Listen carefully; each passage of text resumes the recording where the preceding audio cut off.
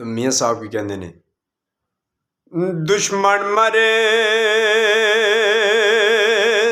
ते खुशी ना करिए,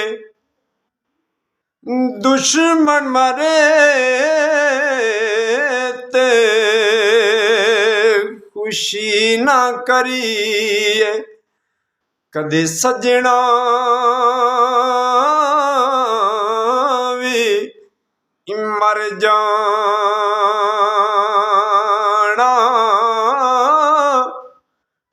डीगर ते गया देण मुहम्मद ती ओढ़क नू मुक जाना।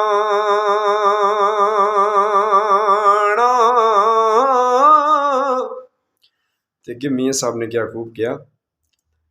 कि डीगर टली ते शामन पईया, पंछी घरानो आए,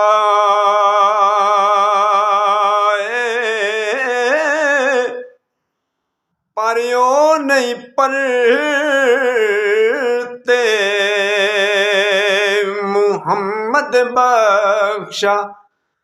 जिड़ी आप हथी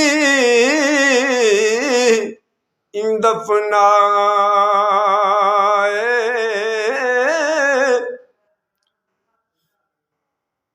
ते काले वाल मुसाफिर होए, चिट्टियां डेरा लाया, अखां खोल